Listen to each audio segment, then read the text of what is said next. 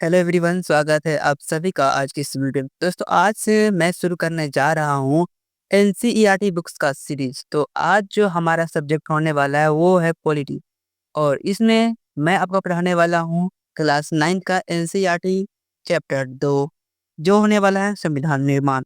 आप यहाँ पर क्लियरली देख सकते हो। तो चलिए, इसमें क्या क्या इंपॉर्टेंट क्वेश्चन बनने वाले हैं और क्या क्या इंपॉर्टेंट टॉपिक से पढ़ेंगे आज की इस वीडियो में। तो इस वीडियो में आपका एक भी मिनट वेस्ट नहीं होगा, तो वीडियो के अंत तक बने रहिएगा। तो चलिए, बिना टाइम वेस्ट के वीडियो को शुरू करते हैं।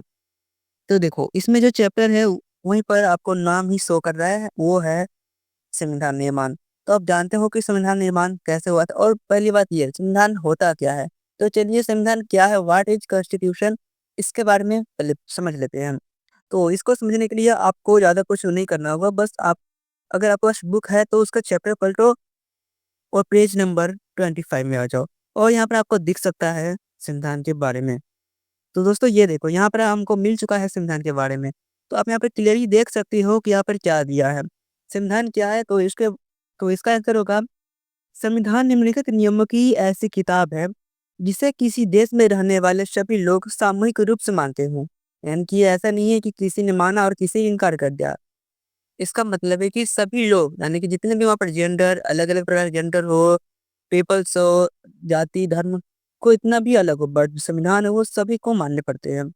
संविधान सर्वोच्च कानून है जिससे किसी क्षेत्र में रहने वाले लोगों, जिसे नागरिक कहा जाता है, के बीच के आपसी संबंध तय होने के साथ साथ लोगों और सरकार के बीच के संबंध भी तय होते हैं। यानी कि सरकार से आपका क्या रिलेशन, मतलब ये बीच के रिलेशन की बात बिल्कुल भी नहीं हो रही है। यहाँ हो रहा है कि वो प्रधानमंत्री है, वो मुख्यमंत्री है, इसकी बात हो रही है। और देखिए, इसमें संविधान के कुछ काम भी होते हैं, तो चलिए देखते हैं इनके काम क्या है। तो जैसे आप थोड़ा आगे बढ़ेंगे आपको दिख जाएगा संविधान के काम के बारे में। तो इसका पहला काम आप यहाँ पर देख सकते हो। पहला काम यह है, यह साथ रह रहे विभिन्न तरह के लोगों के बीच जरूरी भरोसा और सहयोग विकसित करता है। यानी कि आपके साथ जो लोग रह रहे हैं, उससे ना आपको डर हो ना आपको उससे डर हो। कहने का मतलब कि अगर आप ग्रामीण एरिया में देखोगे तो कोई लोग जाति ज़्यादा, जाति का भेदभाव ज़्यादातर होता है, बट कहीं-कहीं अगर सांप्रदायिकता देखिए, कोई हिंदू है, मुस्लिम है, अगर वो साथ रह रहा है तो वो किसी से अनसिक्योर फ़ील ना करे। वो सिक्योर फ़ील करे कि मैं किसी के भी साथ हूँ, बट मैं सुरक्षित हूँ। दूसरा देखते हैं हम, जो स्पष्ट करता है कि सरकार का गठन कैसे होगा और किसे फैसले लेने का अधिकार होगा। यानी कि चुनाव कैसे होंगे, हमारे फैसले कौन लेंगे, जैसे सड़क बनवानी हो, हमारी सिक्योरिटी हो, या फिर इंटरनेशनल रिलेशन हो, ये जो सारे फैसले वो कौन लेंगे। ये सारा काम जो है संविधान का होता है। निर्णय कर लेना कि प्रधानमंत्री ये काम देखेंगे या मुख्यमंत्री देखेंगे। और तीसरा, यहाँ पर आप देख सकते हो, तीसरा, यह सरकार के अधिकारों की सीमा तय करता है और हमें बताता है कि नागरिकों के क्या अधिकार हैं।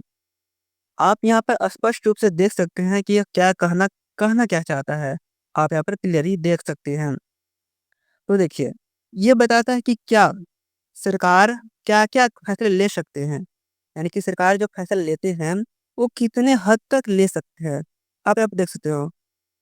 यह तय करता है कि सरकार क्या-क्या फैसले ले सकता है।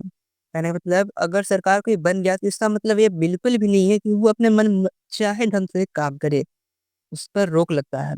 जैसे कि अगर वो कह दे कि मुझे इस व्यक्ति का चेहरा अच्छा नहीं लग रहा, तो ये उसे नहीं कहना, क्योंकि ये संविधान उसे रोक लगाता है कि तुम्हारा क्या काम है, इस तरह की लिमिट है, लिमिटेशन लगा है तुम पर, वही बात।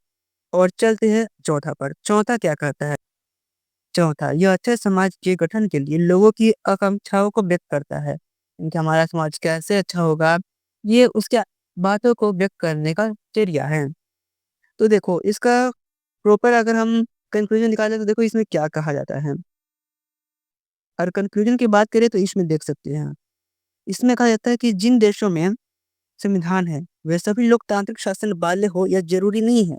ध्यान देने वाली बात है कि जिन देशों में संविधान है, जैसे कि भारत, पाकिस्तान, अलग-अलग देश हैं, वे सभी लोग वे सभी लोकतांत्रिक शासन वाले हो, यह ज़रूरी नहीं है। इनके संविधान रहने के बावजूद भी कोई देश लोकतांत्रिक है कि नहीं, ये कन्फर्म नहीं है। लेकिन जिन देशों में लोकतांत्रिक शासन है, यानी कि जहाँ लोकतंत्र है, डेमोक्रेसी है, वहाँ संविधान का होना बेहद ज़रूरी है, यानी कि ज़रूरी है। अगर कोई किसी देश के पास संविधान है तो ये ज़रूरी नहीं कि वो लोकतंत्र हो। लेकिन अगर वो लोकतंत्र यानी कि डेमोक्रेटिक है, तो उसके पास संविधान होना भी ज़रूरी है। आगे हम देखते हैं, ब्रिटेन के खिलाफ आज़ादी की लड़ाई के बाद अमेरिकी लोगों ने अपने लिए संविधान का निर्माण किया। फ्रांसीसी क्रांति के बाद फ्रांसीसी लोगों ने एक लोकतांत्रिक संविधान को मान्यता दी।